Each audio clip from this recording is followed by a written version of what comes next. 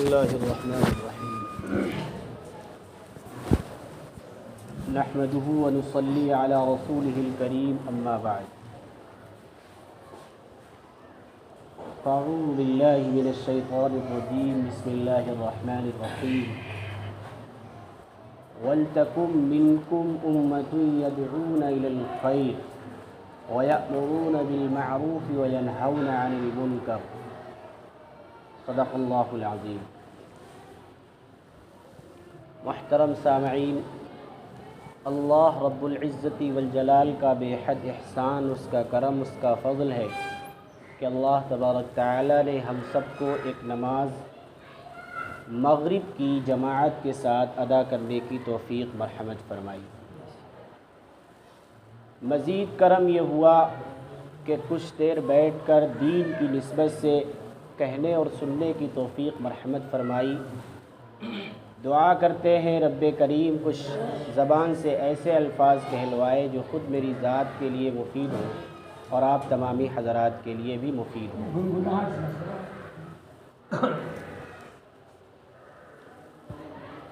ہم سب کا عقیدہ ہے کہ اللہ رب العزت والجلال ہی ہمیں نفع پہنچانے والے ہیں اور وہی ہمارے ساتھ نقصان پہنچانے والے ہیں۔ یہ ہمارا عقیدہ ہے۔ نفع کن کو پہنچائیں گے اور نقصان کس کو پہنچائیں گے؟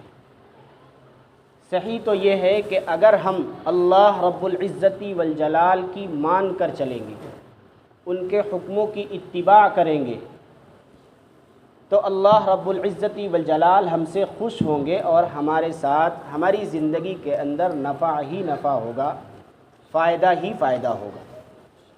اور اگر ہم نے اللہ رب العزت والجلال کی خلاف ورزی کر دی، اس کے حکموں کے خلاف کام کیے، نافرمانیاں کر دیں، تو پھر اللہ رب العزت والجلال کی طرف سے ہماری زندگی میں نقصان ہی نقصان ہوگا، خواہ وہ دنیاوی زندگی ہو خواہ وہ آخرت کی زندگی ہو۔ جب نفع اور نقصان کی چیز ہمیں مل رہی ہے اور ہمیں معلوم ہو رہا ہے کہ اللہ رب العزت والجلال کے حکموں پر عمل کرنے میں نفع ملے گا، تو وہ حکم کیا ہے؟ اس حکم کا نام دین ہے۔ اگر ہم دین پر چلیں گے، اگر ہم صحیح معنوں پر دین پر عمل کرنے والے ہوں گے، تو ہماری زندگی اللہ رب العزت والجلال کے نزدیک محترم بن جائے گی اور پھر اس میں ہمیں فائدے ہی فائدے نظر آنے لگیں گے۔ اب یہ سوال ہوتا ہے دین کیا ہے؟ اصلاً دین ہے نبی کریم صلی اللہ علیہ وسلم کی پوری زندگی کا نام۔ صرف ایک شعبے کو پکڑ لیا جائے، صرف ایک بات کو لے لیا جائے اور یہ کہا جائے کہ دین ہمارے پاس ہے، وہ حقیقت میں دین نہیں۔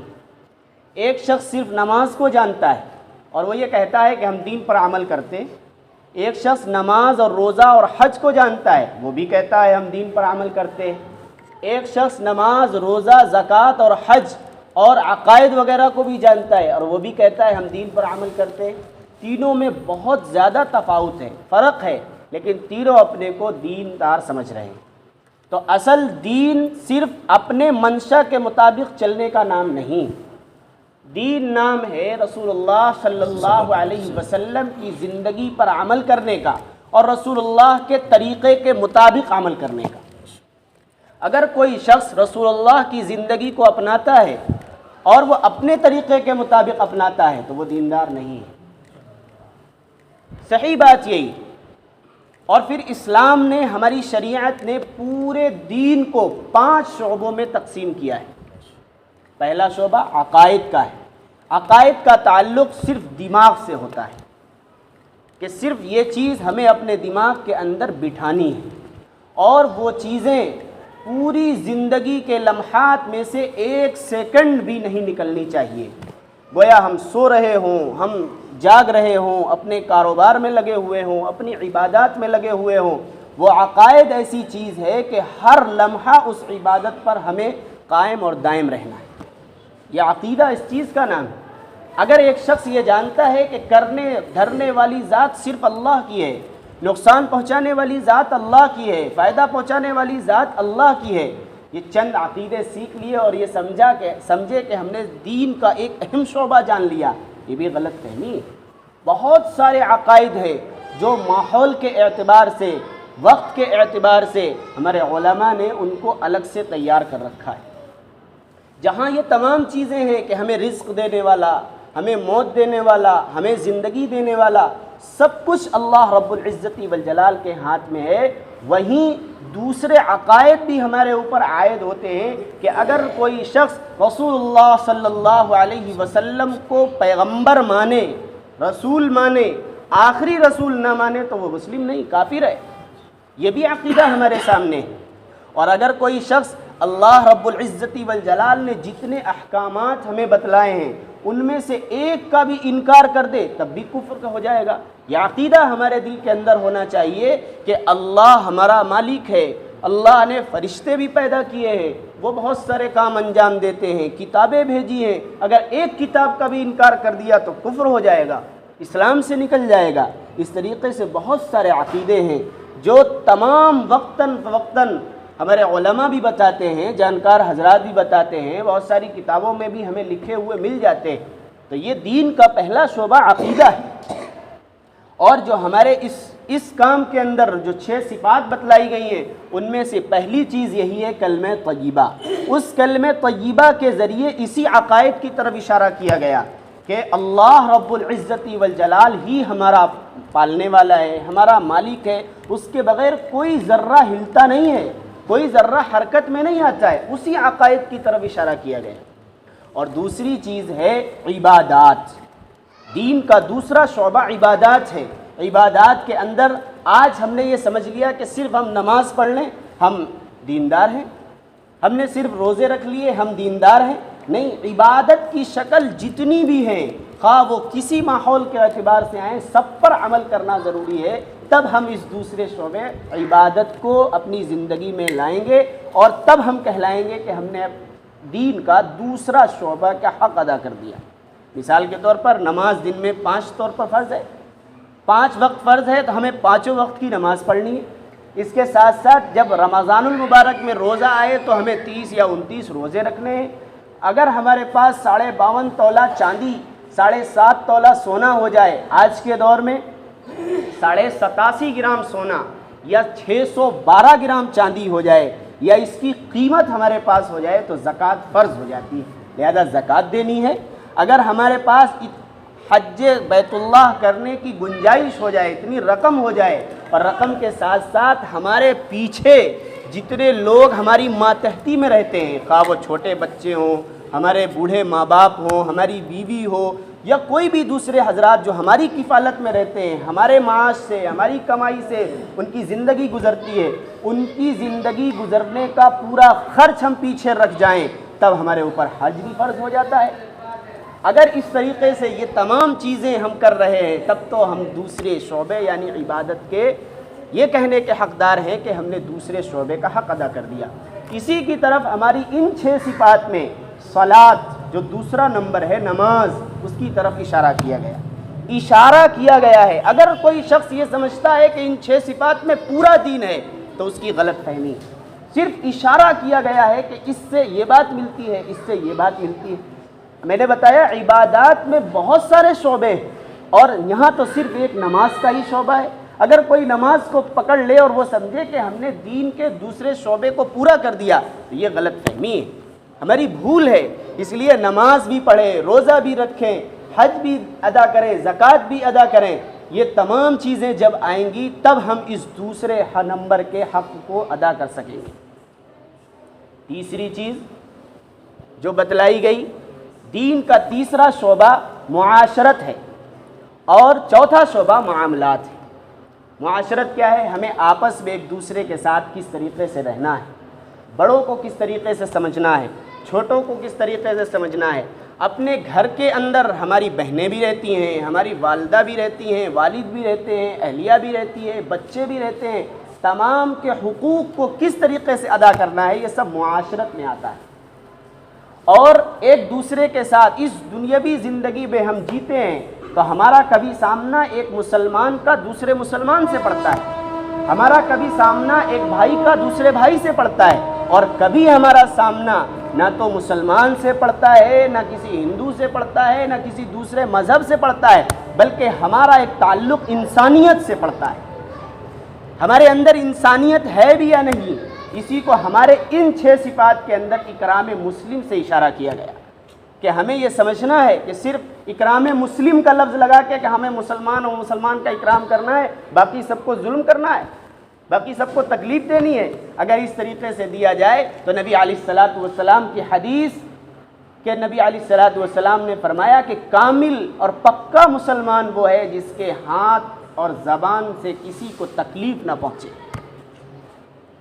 پھر تو ہمارا یہ شعبہ کیسا ادھورا رہ جائے گا۔ اس لیے مسلم کا لفظ یہاں نہیں، انسان کا لفظ سمجھیے کہ ہمارے نزدیک انسانیت سب سے بڑی ہے، خواہ وہ ہماری برادری کا ہو، خواہ وہ ہمارے مذہب کا ہو، خواہ وہ ہمارا پڑوسی ہو یا نہ ہو، ہر اعتبار سے ہمیں اس کے ساتھ حسن سلوک کا معاملہ کرنا ہے، یہ معاشرت ہے۔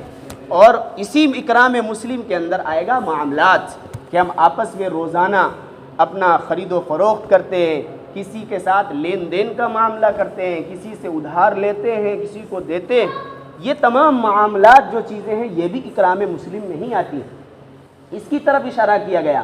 آج اکرام مسلم کا دائرہ ہم نے اتنا چھوٹا کر دیا، اتنا چھوٹا کر دیا کہ آج ہم یہ کہنے کے لیے تیار ہیں کہ اکرام مسلم کا بھی حق ادا نہیں ہو رہا، اکرام مسلم لفظ کا بھی حق ادا نہیں ہو رہا، انسانیت کا حق تو بہت دور کی بات ہے۔ بات دراصل یہ ہے کہ آج ہم میں سے بہت سارے حضرات اس کام میں لگے ہوئے لوگ، وہ آج اگر مسئلہ بھی پوچھتے ہیں تو اسی عالم سے پوچھتے ہیں جس کا وقت لگا ہوا ہے۔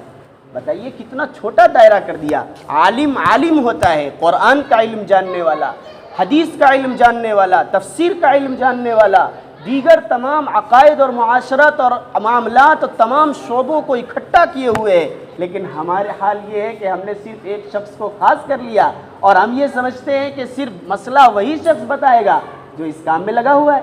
اس کو وسیع کرنے کی ضرورت ہے۔ ہر عالم ہماری نظر میں، ہر جانکار ہماری نظر میں محترم ہونا چاہیے، خواہ وہ ہمارے اس کام سے لگا ہوا ہو یا نہ ہو لگا ہوا۔ اصل تو میں نے انسانیت کی بات کی، یہاں تک تو لگے ہونے کی بات ہے، وہاں ہمارے مذہب کا ہو یا نہ ہو، خواہ وہ ہمارے برادری کا ہو۔ نبی علیہ الصلوۃ والسلام نے تو فرمایا کہ اپنے پڑوسی کا حق ادا کرو۔ اور ایک صحابی کے بارے میں آتا ہے کہ ان کے گھر میں ایک مرتبہ بکری ذبح ہوئی، تو وہ جب آئے تو بکری جو ہے، بکری کا جو سالن تھا وہ ختم ہونے کے در پر آیا، بالکل تھوڑا سا رہ گیا۔ آنے کے بعد اپنا کھانا بعد میں کھایا، پہلے اہلیہ سے پوچھا کہ میرے یہودی پڑوسی کو اس کا گوشت پہنچا ہے یا نہیں پہنچا ہے۔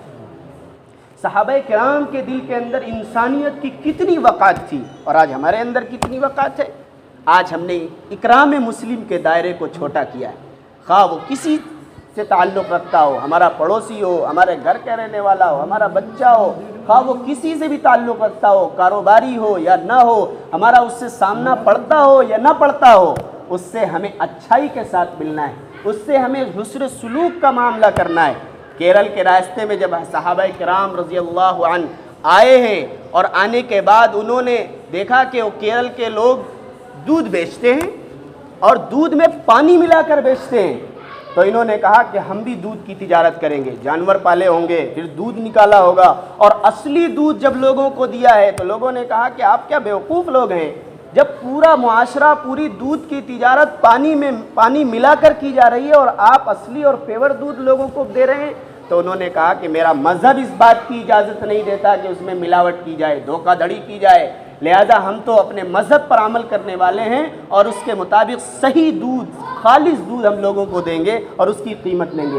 صرف اس ایک چھوٹے سے معاملے کی وجہ سے لوگ پورے کیرل والے اسلام لے آئے ان کے ہاتھ پر، اور آج ہمارا حال یہ ہے کہ پوری بستی کی بستی مسلمان ہے، پوری بستی کے رہنے والے لوگ مسلمان ہیں، دین کے ماننے والے، نبی علیہ الصلوۃ والسلام کے امتی کہلانے کے حقدار ہیں، اور ہر طرح سے دینی خدمات بھی ہو رہی ہیں، مدارس بھی چل رہے ہیں، اور یہ کام بھی ہو رہا ہے، اور بھی دوسری تنظیمیں کام کر رہی ہیں، جلسے جلوس بھی ہو رہے ہیں، کتابیں بھی لکھی جا رہی ہیں، لیکن ہمارے دین کا دائرہ سکڑتا ہی چلا جا رہا ہے۔ کیا بات ہے؟ ہماری معاملات میں کمی ہے۔ اگر ہمارے معاملات اچھے ہوتے تو ایک مسلمان سے دوسرے مسلمان تک یہ دین پہنچ جاتا، اور اس دوسرے مسلمان سے ہمارے پڑوسی تک دین پہنچ جاتا، خواہ وہ پڑوسی ہمارا مسلم ہوتا یا نہ ہوتا، وہاں تک دین پہنچتا۔ دین پہنچنے کی بھی بہت ساری شکلیں، اگر مسلمان ہے نماز روزہ نہیں کرتا ہے تو عمل پر آ جانا یہ بھی دین کہلاتا ہے، اور اگر ایک غیر مسلم ہے اس کا اسلام لے آنا یہ بھی دین کہلاتا ہے۔ لہٰذا یہ دین اگر ہمارے معاملات اچھے ہوں گے اور اس طریقے میں ہم بہت اچھائی کے ساتھ پیش آئیں گے تو ہم یہ سمجھیے کہ اس کے چوتھے یا تیسرے حق کو اور اس کے تیسرے اور چوتھے حق کو ہم ادا کرنے والے کہلائیں گے۔ اور آخری چیز ہے جو ہمارے اس زندگی کے 5 شعبے میں بتلائی گئی وہ یہ ہے کہ اخلاقیات، اور ادھر بتلایا گیا اخلاص۔ دونوں چیزیں ایک ہیں۔ اخلاقیات کیا ہے؟ اخلاق کا جو ٹرانسفارمر ہے، جو مرکز ہے، وہ دل ہے۔ نبی علیہ الصلوۃ والسلام نے فرمایا کہ ہر شخص اپنی ذات سے وہی چیز ٹپکاتا ہے، وہی چیز نکالتا ہے جو اس کے اندر ہوتی ہے۔ اگر ہمارے دل کے اندر انسانیت بھری ہوئی ہے تو ہماری ذات سے انسانیت ٹپکے گی۔ اگر ہمارے دل کے اندر اخلاص چھپا ہوا ہے تو ہمارے ہر معاملے میں، ہر کام میں اخلاص نظر آئے گا۔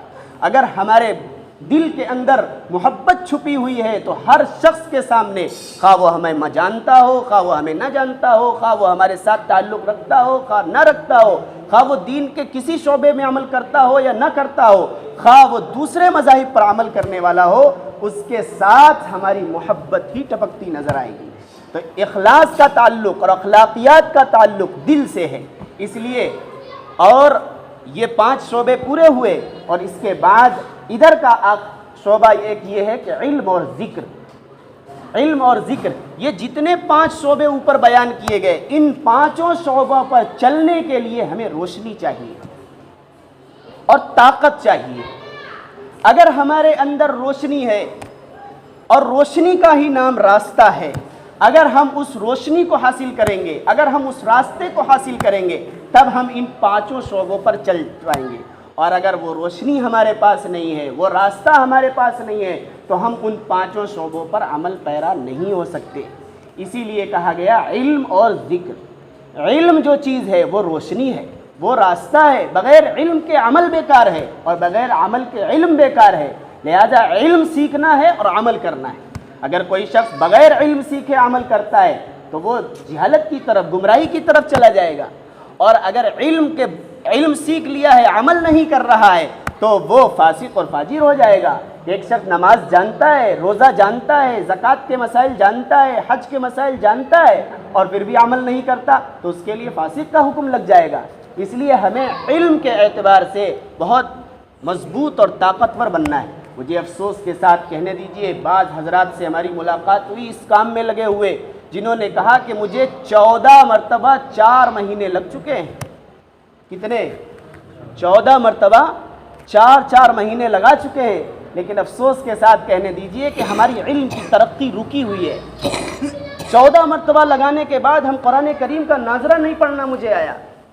کیسا ہمارے دل کے اندر کڑن اور شوق ہے، کیسا جذبہ ہمارے دل کے اندر ہے۔ اتنا وقت لگایا اور ہمارے دل میں یہ کڑن پیدا نہ ہوئی کہ جو قرآن، جو کتاب آخری کتاب ہے، نبی کریم صلی اللہ علیہ وسلم کی ذات پر اتار کر ہمیں پوری زندگی گزارنے کے لیے بہترین آئیڈیل اور نمونہ دیا گیا ہے، اس کا مفہوم تو دور کی بات، اس کو سمجھنا تو دور کی بات، اس کے ہم الفاظ تک پڑھنے کے لیے تیار نہیں ہیں۔ کتنے افسوس کی بات ہے، اتنا وقت لگ رہا ہے، اور لگنے کے بعد بھی ہم قرآن پڑھنے والے نہیں بن رہے۔ اور پھر دوسری بات، ہم نے وقت لگا کر کے 10 سورتیں سیکھ لی، اور 10 سورتیں سیکھنے کے بعد ہم نماز انہی کے مطابق پڑھتے ہیں، لیکن اس علم میں اضافہ کیوں نہیں ہوا؟ 10 کی 11ویں سورت کیوں یاد نہیں ہوئی؟ 11ویں کی 12ویں سورت کیوں یاد نہیں ہوئی؟ آج اتنا وقت لگ گیا، جوانی میں ہم نے یہ وقت کام کرنا شروع کیا تھا، آج بڑھاپا ہو گیا اور ہمیں سورہ یاسین زبانی یاد نہیں ہے۔ کیسے ہم نبی کریم صلی اللہ علیہ وسلم کے طریقے کے مطابق سوئیں گے؟ کہ نبی کریم صلی اللہ علیہ وسلم کی سنت تو یہ ہے کہ سونے سے پہلے الف لام میم سجدہ پڑھ لیا جائے، سورہ ملک کی تلاوت کر لی جائے، سورہ واقعہ پڑھ لیا جائے، تو کیسے یہ سنت ہماری زندہ ہو جائے گی؟ اور ہم چند چیزوں کو اپنی زندگی میں لا کر ہم یہ سمجھیں کہ ہم پورے دین پر عمل کرتے ہیں۔ کہاں دین ہے؟ ہمارا سونا رسول اللہ کے طریقے کے خلاف ہے، ہمارا بیت الخلاء میں جانا اور نکلنا رسول اللہ کے طریقے کے خلاف ہے، ہم مسجد میں آتے ہیں رسول اللہ کے طریقے کے خلاف کام کرتے ہیں، بتائیے یہ تمام زندگی کے جو مراحل ہیں ان تمام چیزوں میں ہم رسول اللہ کے طریقے کے خلاف ورزی کر رہے ہیں، اور دعویٰ ہمارا یہ ہے کہ ہم رسول اللہ کے دین پر عمل کرنے والے ہیں۔ پورا دین ہماری زندگیوں میں کہاں ہے؟ ہم مسجد میں آتے ہیں، دایاں پیر مسجد میں داخل کر کے آتے ہیں یا نہیں؟ اس کی طرف ہمارا محاسبہ ہے یا نہیں؟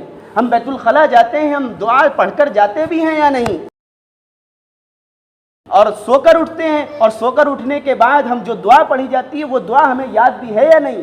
کبھی ہمارے ذہن و دماغ میں آیا ہو کہ ہم دعا پڑھ لیں الحمدللہ الذی احیانا بعدما اماتنا والیہ النشور؟ کبھی ہم سونے جا رہے ہیں اور ہم یہ کہہ لیں کہ اللہم بسمک اموت واحیا؟ کبھی ہم کھانے جا رہے ہوں اور ہم یہ کہہ لیں بسم اللہ وعلی برکت اللہ؟ یہ تو یاد رہتی ہے، لیکن اگر کسی کو دعا کھانا کھانے شروع کرنے سے پہلے بھول گیا اور بیچ میں کون سی دعا پڑھی جائے گی، کیا ہمیں یہ یاد ہے؟ اس لیے دین کو سیکھنے کی اور سمجھنے کے لیے علم کی ضرورت ہے، اور علم جتنا زیادہ ہو جائے، نبی کریم صلی اللہ علیہ وسلم کی حدیث ہے اطلبوا العلم من المہد الی اللحد، کہ گود سے گور تک، بالکل بچپن سے بڑھاپے تک علم کو سیکھنا ہے۔ لیکن آج ہمارا حال یہ ہے کہ ایک عالم ہے، وہ کہتا ہے میں تو عالم صاحب ہوں، اب میرے اس کے علم کی ترقی رک چکی ہے۔ ایک کو 10 صورتیں یاد تھی، 11ویں صورت یاد نہیں ہے، علم کی ترقی رک چکی ہے۔ اگر کسی کو 5 مسئلے یاد تھے، 6واں مسئلہ یاد نہیں ہو رہا ہے، علم کی ترقی رک چکی ہے۔ اس لیے ہمیں چاہیے کہ ہم پوچھتے رہیں، علماء سے تعلق رکھ کے، پڑھنے والوں کے طرح اپنا بھی ذہن، اپنا بھی جذبہ، اپنا بھی شوق بنائیں، اور اپنے آپ کو تیار کریں کہ علم وہ روشنی ہے، علم وہ راستہ ہے جس کے بغیر اوپر کے 5 شعبوں پر نہیں چلا جا سکتا۔ اگر علم نہیں ہوگا تو زندگی کے یہ 5 شعبے جو میں نے آپ کو بتائے، عقائد، عبادات، معاملات اور معاشرت اور اخلاقیات، یہ 5 شعبے دین کے ہیں۔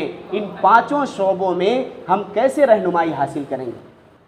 اس لیے ہمیں چاہیے کہ ہم علم کو حاصل کریں، اور پھر طاقت ہمیں ملے گی جب ہمارا دل اندر سے منور ہوگا، جب ہمارے دل کے اندر کوٹ کوٹ کر اس دین کی، اللہ کی شریعت کی، محمد کی سیرت کی، ان کے طریقے کا جذبہ اور شوق ہمارے دل کے اندر بھرا ہوا ہوگا، تب ادھر سے دل ہمارا نورانیت سے معمور ہے، نورانیت سے بھرا ہوا ہے، ادھر ہمارے سامنے علم کی روشنی اور راستہ موجود ہے، تو کون روک سکتا ہے جو ہمیں ان 5 شعبوں پر چلنے سے روک دے؟ کوئی نہیں روک سکتا۔ اس لیے ہمیں چاہیے کہ ہمیں علم بھی کرنا ہے۔ افسوس کے ساتھ مجھے کہنے دیجئے کہ فجر کی نماز کے بعد میرے بچپن میں اسی مسجد میں بہت تلاوت ہوا کرتی تھی، آج وہ تلاوت کرنے والے لوگ کہاں چلے گئے؟ آج کہاں چلے گئے؟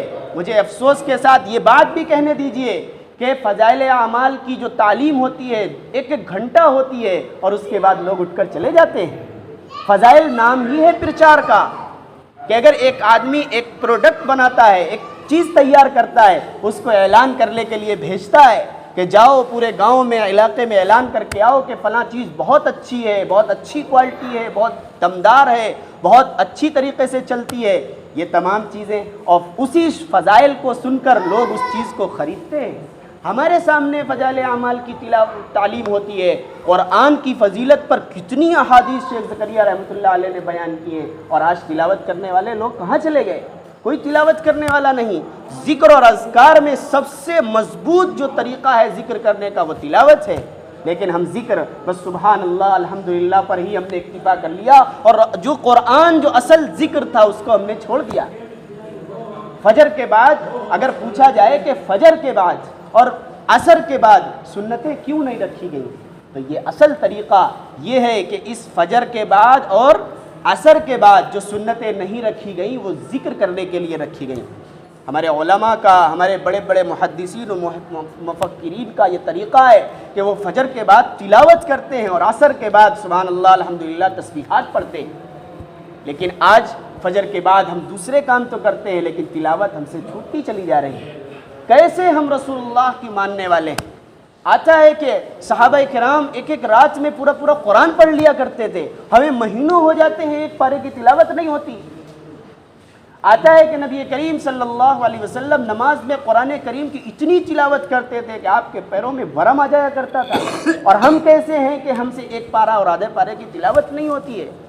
اس لیے ہمیں قرآن کریم کو بھی سیکھنا ہے، اپنے علم کی جو گہرائی ہے اس کو بڑھانا ہے، خواہ وہ مسائل کے اعتبار سے ہو، خواہ وہ علمی اعتبار سے ہو، قرآن پڑھنے کے اعتبار سے ہو، اردو پڑھنے کے اعتبار سے ہو۔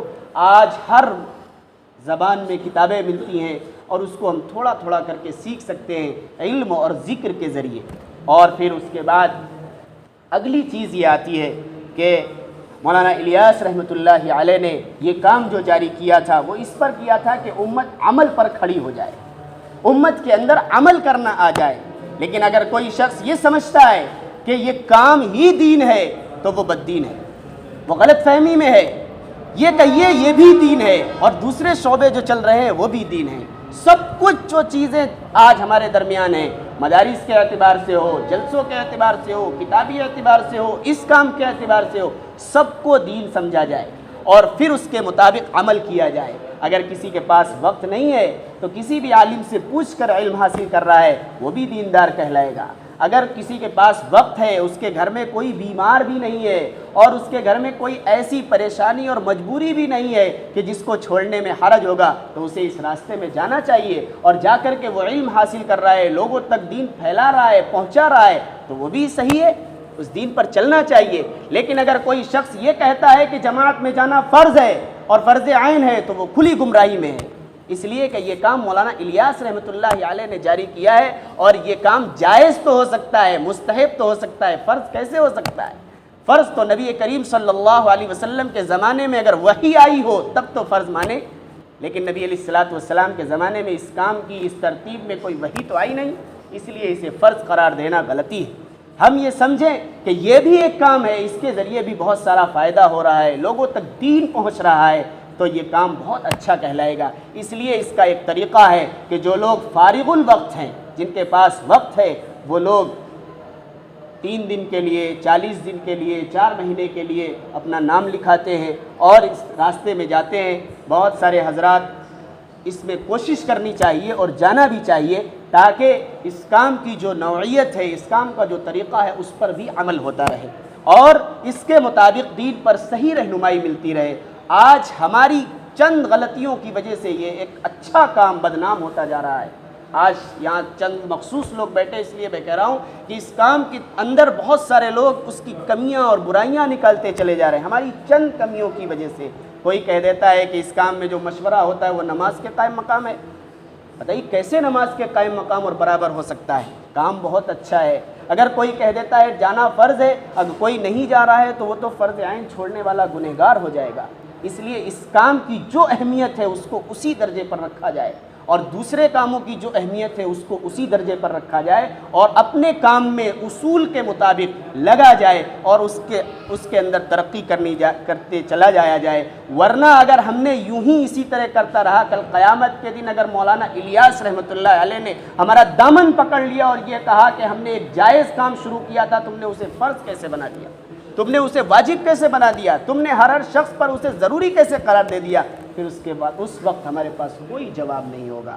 اس لیے ہمیں چاہیے کہ ہم اس کی اہمیت کو سمجھیں اور سمجھنے کے ساتھ اس کے مرتبے کو بھی سمجھیں اور جو مرتبہ ہے اس پر رہتے ہوئے علماء کے بتائے ہوئے، اکابر کے بتائے ہوئے اصول اور طریقے کے مطابق بڑھتے چلے جائیں، چڑھتے چلے جائیں، انشاءاللہ ہر اعتبار سے ترقی ہوتی چلی جائے گی۔ زندگی کے 5 شعبوں کو ایک ساتھ لے کر چلیں، پورے دین پر عمل کرانے والے کہلائیں گے۔ اللہ رب العزت والجلال سے دعا ہے رب کریم کہنے سننے سے زیادہ عمل کی توفیق مرحمت فرمائے۔ وآخر دعوانا